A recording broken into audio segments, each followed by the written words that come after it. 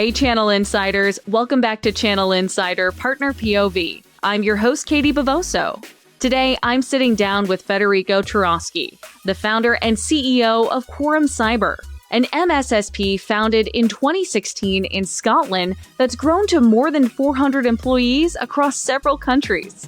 We dig into how Federico grew the company, how he's leading through the AI tool explosion, and how education is a core pillar of Quorum Cyber's internal team and client approach. Plus, learn why the security provider is all in on Microsoft. Hi, Federico. How are you? Welcome. Thank you, Katie. It's great to be here. Thank you so much. It's great to have you. We were commenting earlier just about your background being so cool. And I know that you in particular are there's like a little bit of a collector in you, a little bit of, dare I say, some nerdiness about certain subjects. Just a teeny bit. We all have it. You can't work in this industry without it. We keep it undercover. Well, I'll make you bring it out in here. I know that you actually are a video gamer. Are there any games that you're playing right now, or one that maybe just lives rent-free in your head when you're having those days where you daydream about one? I'm sure some of the community will actually like this, but there's been a relaunch of a remastered game that we used to play ages ago when I was a teenager called Oblivion. And for those of you that downloaded the remaster, I'm reliving my teen years again. Maybe that's aging myself. Maybe it's a bit 20s, but we won't go there. And it's just brilliant. It takes me back in time, and it's been absolutely fantastic to play it. Is that part of the Elder Scrolls universe? Yeah, the Elder Scrolls universe. Very good. I'm impressed. Very well done. I have to say, in my household, my husband is also going through a bit of a renaissance as well, because he's playing the remastered Resident Evil game, whichever one that is, but the one that came out. So he mentioned to me the other day about Elder Scrolls also having a remastered. So I am keeping up, whether it be just between him and I. But for me, I'm just the person that constantly goes back and plays Pokemon Snap as sort of like a therapy. So that's the level of video game that you can expect from me. Hey, it's absolutely fine. The judgment-free zone. Just play something. It's great to have that gene still alive. Exactly. Well, I'm so glad you agree, and I'm so glad this is off to such a fun start. But I promise I brought you here today to talk about Quorum Cyber and to talk more about business. So let's talk more about Quorum. You founded the company in 2016, and you're a threat management company at its core and exclusively a Microsoft shop. Can you tell me why you started and a bit about Quorum Cyber's core mission? Yeah, sure. So you basically nailed it. We set out with a mission to deliver great security outcomes using Microsoft technologies. This has been my career, right? I've always been in cyber. I've been part of another startup that started in 2010.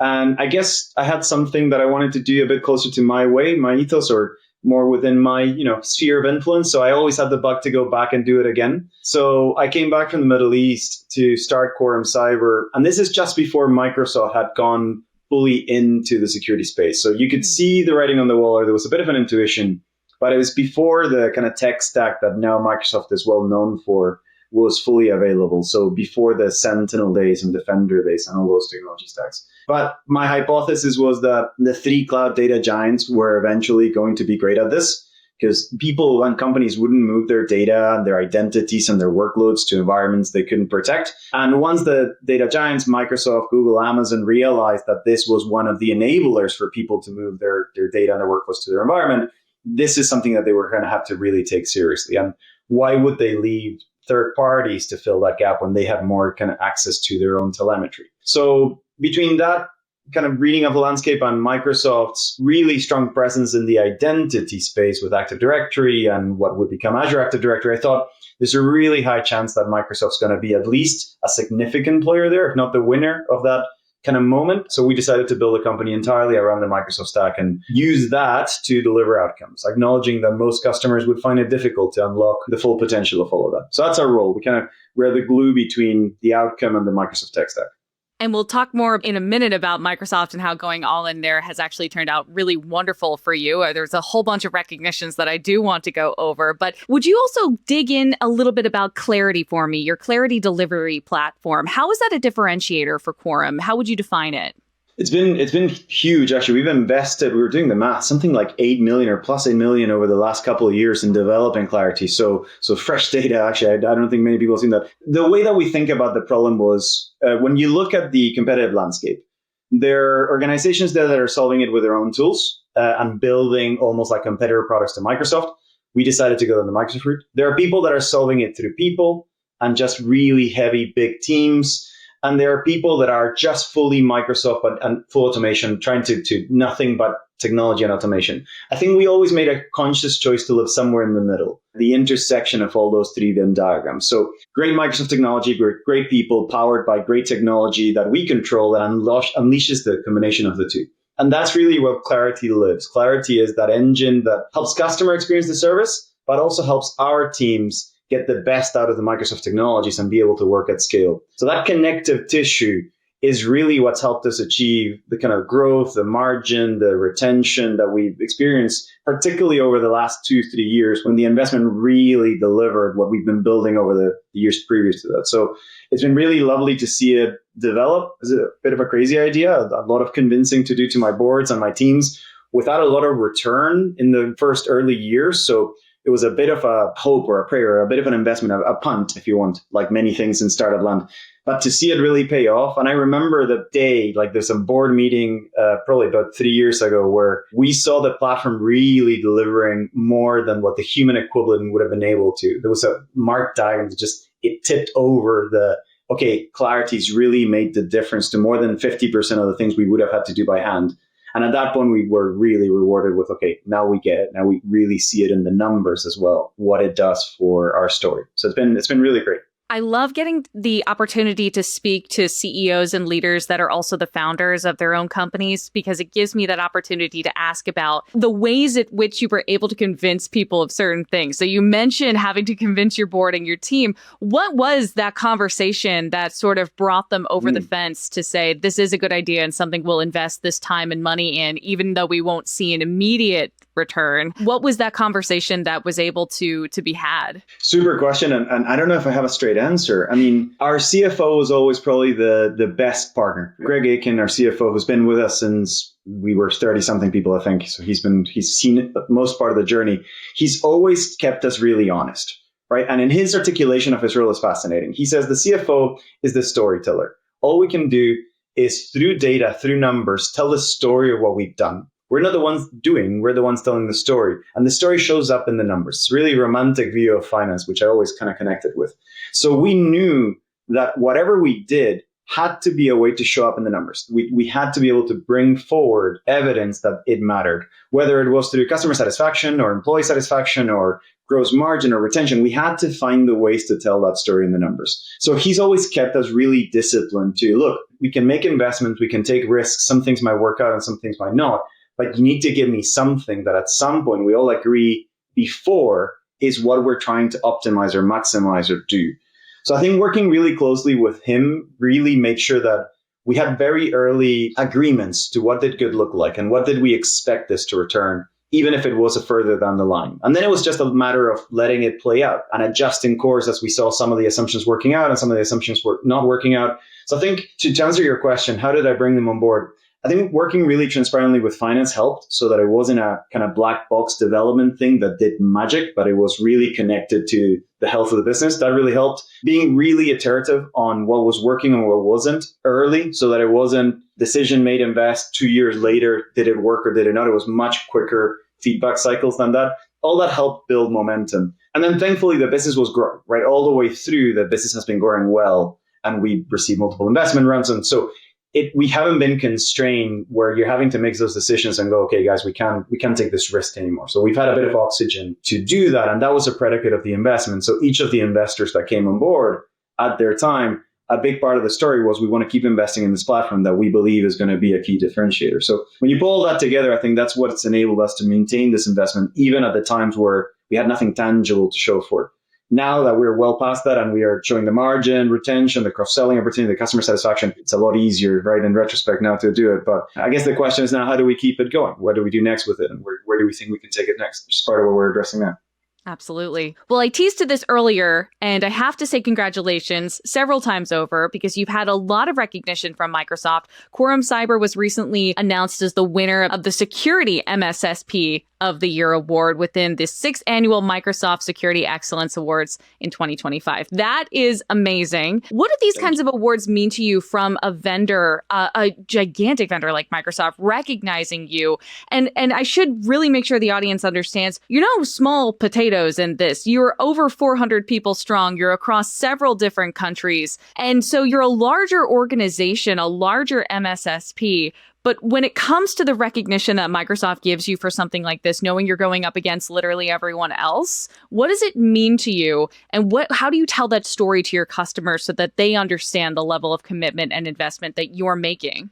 As you can imagine, it's incredible to get that recognition, right? Even to be nominated. This is the 3rd year we've been in a number of categories. So it was great to just be nominated before that. And if you think about it, 3 years ago when I think it was the first time we were nominated in this particular award, we were probably a third of the size we are today. So it was even more incredible that we were being recognized to get there to now winning some of the bigger awards like the Security Provider of the Year. It's incredible. I think it does more to our teams than anybody else. To be honest, I've always enjoyed what it means for the people that don't get to see the warm, fuzzy light of Microsoft paying attention to them, that they're doing the hard work, they're in the hard yards in the offices, and they don't normally get exposed to the conversations I have where the executives, whether with an award or not, are really loving the work that we do and the customer stories and all that. I get a lot of that, right? So you get that positive reaffirmation all the time. The teams don't. They're just busy doing the job. So these awards do magic for that cultural side of things, for their validation of this matters. We're making a difference, and a huge behemoth like Microsoft is paying attention. So I think the biggest thing that it does is for our people. It's fantastic. In terms of customer differentiation, go-to-market, marketing, I mean, it helps. I've always been relatively skeptical as to, does a customer really buy from us instead of the company next door because we have an award? I don't know. I mean, it's branding. It helps solidify the brand. It does help us, to your point. I think we're more well known in the UK because that's where we started, and we have most of our revenue. In the US, we're growing. US and Canada, we're a growing business. These things really help dial up the brand presence, and that's fantastic for us, and it's ideal. But if I had to pick one benefit, certainly would be the cultural benefit, and they're magical for that.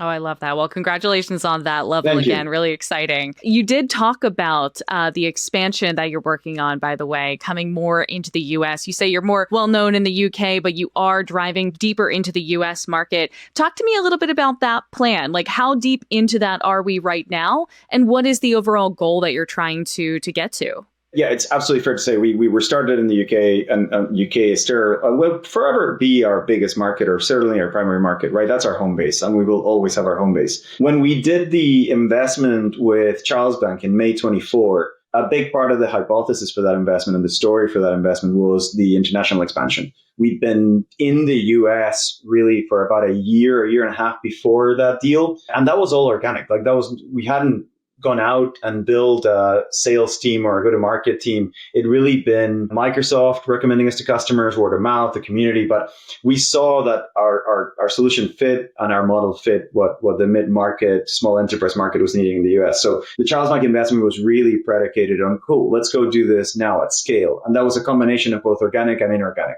So we did the deal in May 24, and then we went straight into doing 2 acquisitions.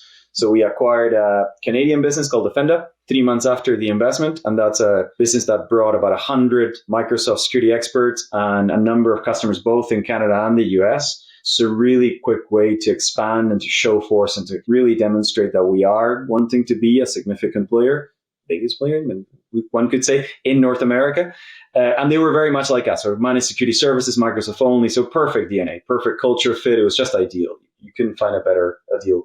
And 3 months after that, closing on 31st of December, literally the end of the year, we acquired a second business, a company called Kivu that focuses on incident response. Very different acquisition. So they're a 16-year-old firm, and they have a ton of relationships with insurance firms and legal firms. They deal with thousands of incidents a year. And that matches exactly what we do in the UK, right? So about a third of our business was coming through the door of us being an incident responder, and the only global partner Microsoft has that does incident response with Microsoft only. So buying Kivu was a direct growth objective. This is how do we become involved in the incident economy in North America? How do we capture a lot more? And because we have this unique differentiation of the Microsoft story, we are now the only player in North America that does IR only on Microsoft. So it's a really great way of giving the market something different than the traditional CrowdStrike SentinelOne offering. Microsoft is now one of the biggest players in the space, and there's no other service provider servicing for that. So that's a huge part of how we focused our kind of immediate growth in North America. Such exciting stuff. How do you stay consistent across every country that you're doing business in then? Cybersecurity, as we know, is really complex. It's difficult, and it's also not siloed. It also has to go hand in hand with compliance. It has to go hand in hand with several other factors. Yeah. So when you're thinking about that, knowing that you're up against different requirements country to country, what's the secret to staying consistent, or what challenge are you always prepared for when you walk into something like that? It's hard. I think the legalities and the compliance friction or complexities of moving into new territory are something you really have to think aggressively about when you're looking to expand to a new country. And whatever you do, you're going to come across surprises that you couldn't even imagine. So I think it's just being really aware that you're going to have to spend a lot of cycles and energy doing that well at a kind of go-to-market fit product identity level, who we are. My obsession has been, there's a phrase that I continuously repeat to the teams is, don't obsess over the products that we sell or what it is that we do. Obsess over the problems that we solve. If we fall in love with the problems that we solve, we will then be able to pivot, to change our portfolio, to adapt it, to kill products that just don't resonate anymore and bring new products. For as long as we keep that obsession over what is the solution, what is the problem that we solve, and how do we solve that problem with our solutions. This has kept us really agile in evolving our portfolio and taking new things to market really quickly because we saw that there were better ways of fixing problems. And that's something that we baked into the heart of how we do innovation, including expansion, right? There has to be a problem that we're obsessed and in love with. If not, we shouldn't be doing it. And that's just not us. I can definitely hear the passion, and that's my favorite thing about the conversation is the problem solving, because at this point, I don't know if I could ever point to a success story where somebody went, yeah, we just got really into selling this one thing based on how it sold. No, that can't be what you build your company on. So I definitely agree with that. And it leads me to think, speaking of problems, we've seen such an explosion of AI tools in the last 2 years. It's just been massive. It kicks off with things like ChatGPT at a consumer level and just goes on from there for all the things that we could not have time to go over right now. But considering that, how has that impacted you as a security company? And are there any particular tools in your portfolio right now that you're seeing grow faster in relation to this explosion of AI tools? Oof, great question. And I can go into a philosophical rant here a little bit. So I agree. And I think it's interesting that you bring it in the context of falling in love with a problem, right? I think in many ways, AI was a solution looking for a problem at the beginning. And people were they're still looking for that killer app of AI in the same way that blockchain was a great technology that solved nobody's problem, right? When we had to start finding how do we use it for good. The difference is I do think AI is revolutionary in how it enables us to do things better, differently, new things. So I think it just gives us a collection of freedoms that we now need to learn how we use. Specifically, as we've divided our world into 3 different streams, if you want, in our AI strategy. One is about working with Microsoft solution sets, Security Copilot, Copilot for Security, and the rest of the Microsoft solution sets. We're working with customers, we're helping them implement it, but it's probably the one that we are the least aggressive about, and I'm very transparent about that. I think there are other partners that are doing more in it, and that's great. Again, the problems that we're here to solve just didn't match that as much as it could have today. I think as it evolves as a producing side, we're going to see it a lot more, right? I think in 18 months, it's going to be ubiquitous. It's going to be everywhere. But it's going through that development phase right now, right? The second stream is how do we use AI internally to deliver our services better? Mm-hmm. And that includes Microsoft products as well. But that also includes a whole bunch of bespoke AI solutions that we're building for ourselves. How do we do better data investigations? How do we do better incident response? How do we enrich their intelligence? How do we analyze trends across our different investigations? It's a huge universe of just doing our job better that AI has been fantastic about. And then the third stream is about how do we protect our customers' use of AI? So as businesses build their own LLMs, their own applications to disrupt their own businesses, not a lot of security has been designed around that. And we believe that they're starting to expand their attack surface quite dramatically, creating these big LLMs, these big monsters that are not necessarily well protected. So I think we're putting probably most of our focus is how do we adapt our existing services, our MXDR service, our incident response service, our threat hunting service, to better cover those assets, to expand our awareness. So we can do now things like injection attacks into LLMs, data exfiltration attacks, privacy breaches, when things are trying to be consumed in ways that are not how the business designed them. We're trying to really focus on those collections of anxieties that most of our customers have. So that's where we're probably spending most of our AI cycles, if you want, at the moment. No, I appreciate that. I think that's really important to consider when you're looking at it in those three streams, especially as you explained there. I think that also breaks it down into how to prioritize it. Because as you mentioned in the beginning of that, philosophically, it was very much a solution looking for a problem. And I still notice people trying to say, well, how is this going to save or make me money in any really measurable way? So I see a lot of people honestly wasting a lot of time and energy on AI tools that don't really fit to them at all. And it could do more damage than you realize it could in the beginning. I think so. I mean, we've had this discussion very openly with Microsoft, right? They're trying to co-share the risk with partners. And there's a huge difference as to how their partners are funded and our capability to fund pure R&D, whereas Microsoft has deeper pockets, right? So we, as a service provider, particularly Quorum Cyber, are obsessed over, look, if it helps a customer be better, do better, achieve, I'm all in, right? We'll be with you all the way in. If we're at pure exploration territory, I need to be so conservative about how I spend those cycles, because the opportunity cost of what I could be doing with that time somewhere else, I only get so many shots at target given what we have as capabilities. And to your point, we're not a small partner. We're well-funded, well-resourced. We're doing M&A. So we're probably at the kind of mid to top end of their partner ecosystem. There are a huge collection of partners that don't even have these freedoms or resources. So it's a more difficult model for Microsoft, but it's great that they're engaging. I mean, the difference, I guess, one of the reasons I've enjoyed the Microsoft relationship so much is how they treat their partners and how much they're partner-centric. I don't think every other hyperscaler at that size is that open to working with partners and to listening to, hey, we just can't keep up with your R&D budget on a like-for-like basis because you're just not funded in the same way. So, it's been great. And you asked before if I'd seen any other product kind of take over or benefit from the wave of AI. It's been incredible. But our data security practice, which is not something that you would have or intuitively combined with AI, has blown up, right? So people realize that in order for them to implement AI solutions, particularly M365 Copilot and that collaboration suite that Microsoft created, they really needed to get their data security in order, the data labeling, the data marking, and all that universe Microsoft treats under a product name called Purview. So we've had a managed security service with Purview doing insider risk detection, data leakage. And that's probably tripled over the last 6 months, 9 months in terms of pipeline and opportunities. We can see people really focusing on the dependencies and the upstream problems before they get to really maximize their investment in AI. So that's been super helpful. I'm sure other partners have seen it too. No, and I agree about that. And I'd love to take a step back to you talking about the Microsoft relationship for a moment there. You spoke very highly of them just now. I'd love to know from your experience as a partner, how do you feel that they are engaging with you in a way that they're listening to your concerns about things like AI and just generally about the way that you're leveraging their tools, as I love the way you put it, as kind of that co-risk relationship with them?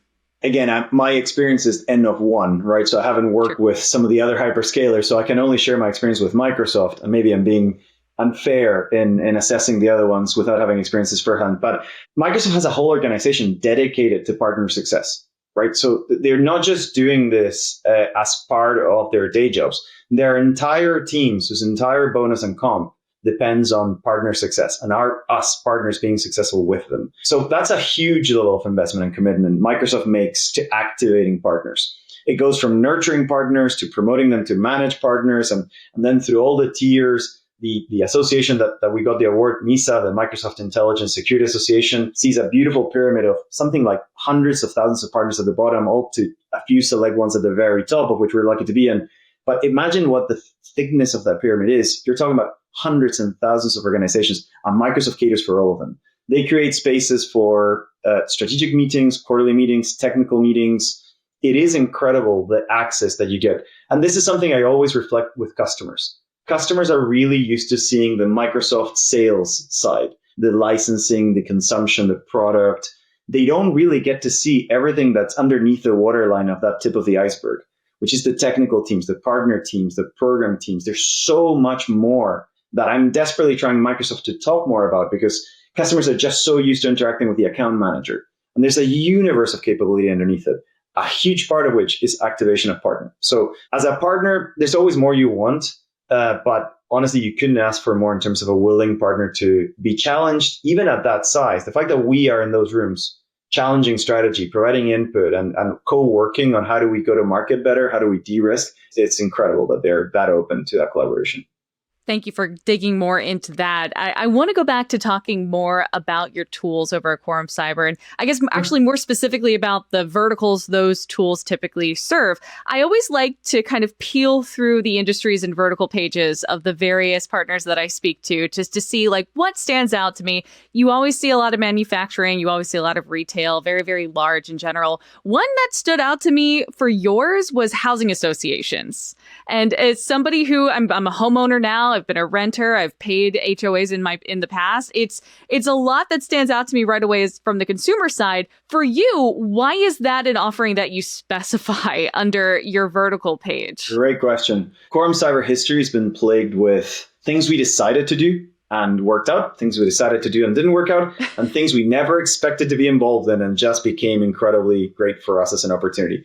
Housing associations is a great example of that. Higher education is another one. So when we set up our go-to-market strategy, verticals we knew we could help, to your point, manufacturing was there, financial services was there, public sector was there. One of the ways that we've always been reactive to market need, those problems that we obsess over, is we are what we call threat-led. We follow the market of where threat actors are focusing. If threat actors are focusing on an industry, I need to be there because that's my job. I protect people from bad guys, right? That's fundamentally at the base of it what we do. So we follow the bad guys and we're there when before, hopefully they are there. And housing associations was one of those verticals. In the UK, there was a campaign going back a couple of years where a ransomware outfit really went after all the housing associations. Because if you think about them, they're high capital businesses, relatively unknown, so not in the spotlight for high security, high resilience businesses. They haven't traditionally invested a lot in cyber. So they were a super rich target for financially motivated cybercrime. So Microsoft actually sent us our first couple of contacts when those organizations were getting breached themselves.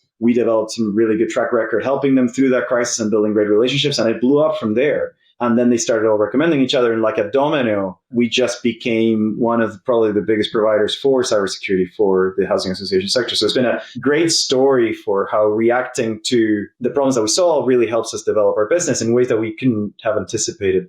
Almost verbatim, the same story happened with higher education when I think now it was a more intellectual property motivated threat actor starting a massive campaign hacking most universities in the UK, primarily at the time. And again, the same story. Microsoft brought us on board to help some of those customers go through that really bad day, that situation. We did great work.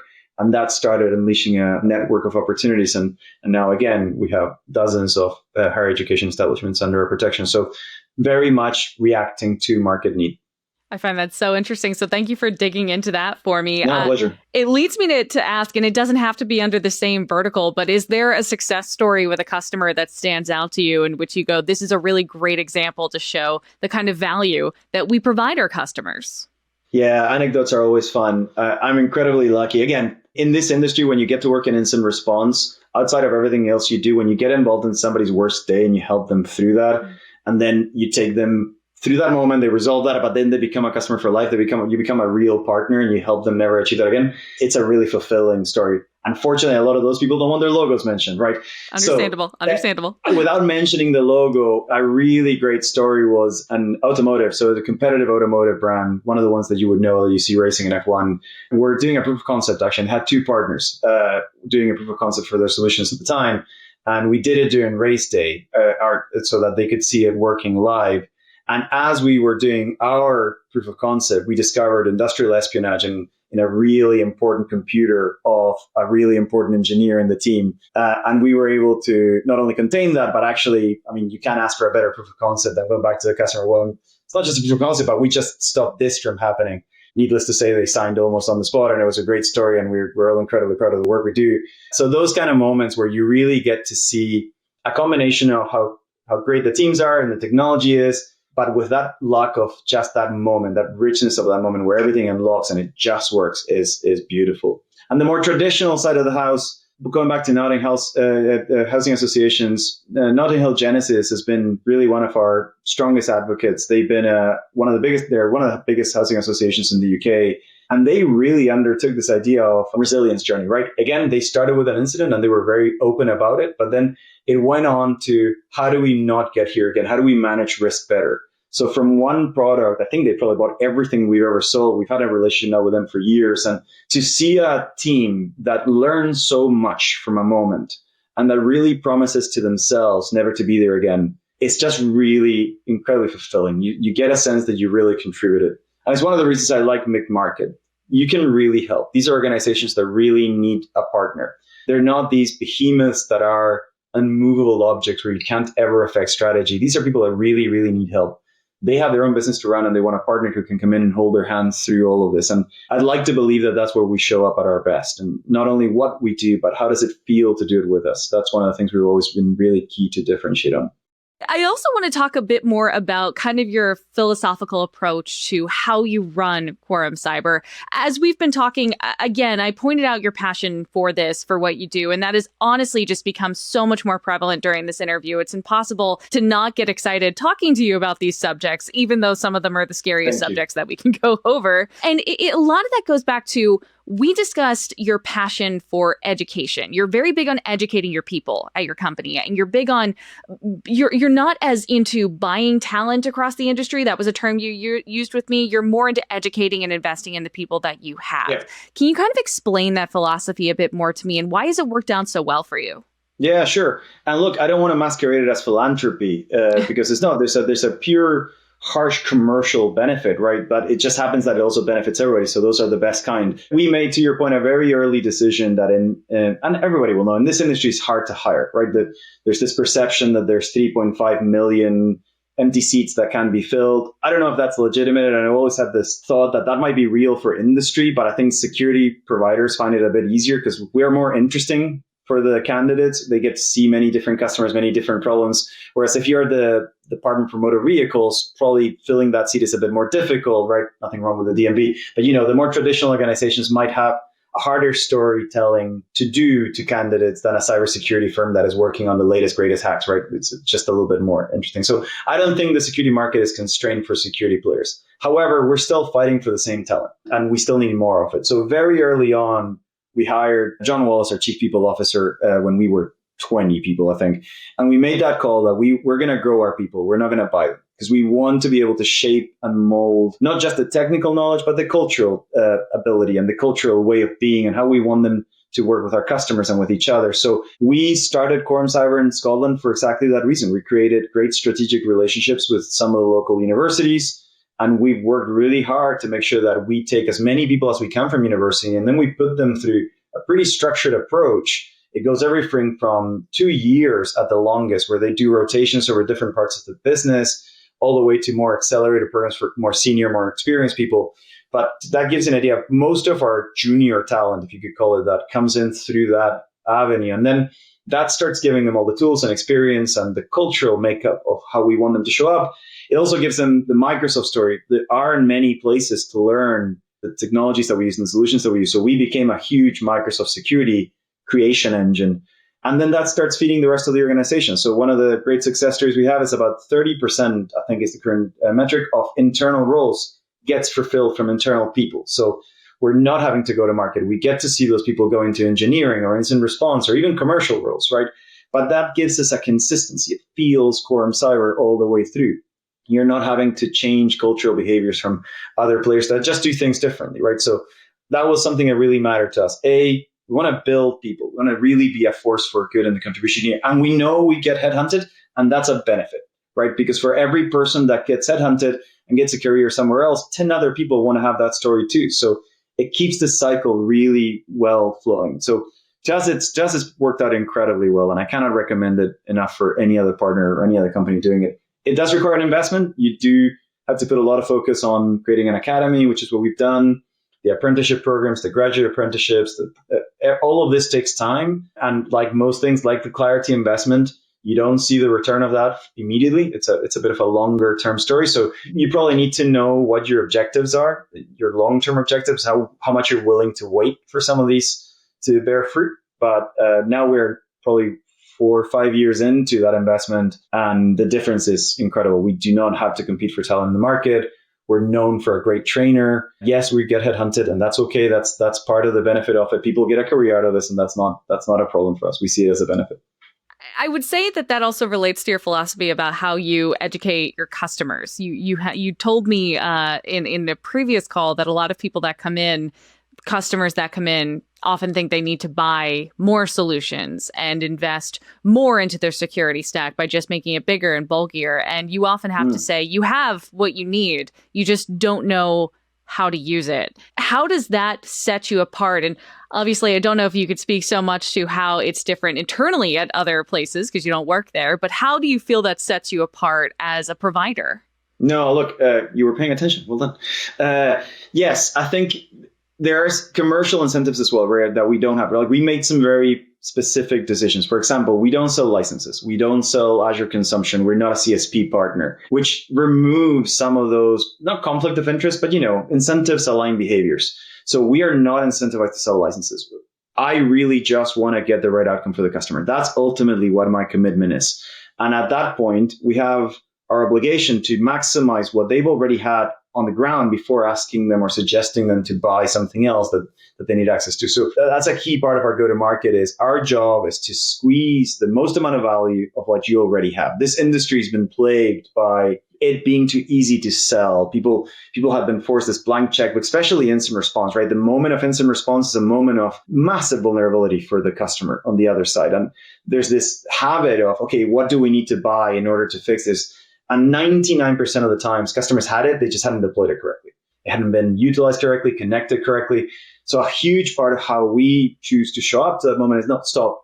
Worst thing to do right now is to buy technology that you don't know how to implement, you don't know how to use. This is not the time. There might come a time where new technology, new controls might be required. This is definitely not it. So let's right now contain the fire. Let's then learn what could have been done different. Let's gap analysis to what you currently have. And then we can figure out together if you're willing to make an investment and whether that return of investment, the benefit of investment, as we talk about it, is commensurate to that investment.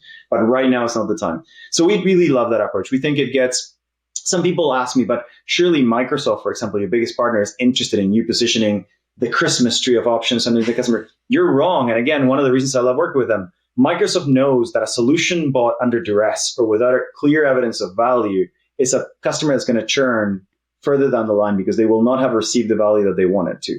So Microsoft is super great to work with in that if you think that this customer needs to go slower, if you think that solution is not right for them, 100% behind you all the way, because they know that they need customers getting value, not just getting licenses. And I think that's something we need to change. A lot of customers have been sold these great bundle deals where they bought things that they didn't even know we were getting. And then you see them buying competitive products. Sometimes they have 2 or 3 times the same capability under different logos when at the same time budgets are being constrained. So we like to be a difference in that ecosystem. And that's partly how we go to market, is the maximizing value from existing investment before you ever look at bringing any new solutions. I think that's something that is especially important for growing providers to remember, for growing managed service providers, especially because I do hear a lot about ones that even they get caught up in the kind of the Christmas tree, as you said, of options. You go to all these conferences and trade shows and you see so much technology out there. And sometimes you get caught up in thinking you need to partner and add to your portfolio when really what you're doing is just sort of doubling up on the amount of solutions that are in there already with different vendors. And you have to pay attention. You have to educate yourself. You have to kind of start at a way where you go, what does this address? And then we'll move on from there to say, let's go to the next thing once we think that's taken care of. And I think there's some really great ways to connect it to strategy. Sorry to get in there. Like a lot of the time people saying, but you're leaving money on the table. So there's two quick answers to me there. One is if your job is to be a value-added reseller, if you're a VAR, if you're a big distribution, totally different story, right? I'm talking specifically to people that look like us in a managed security service provider specific section. If you get revenue that then churns, that's going to affect your valuation more than you never having had that revenue to begin with.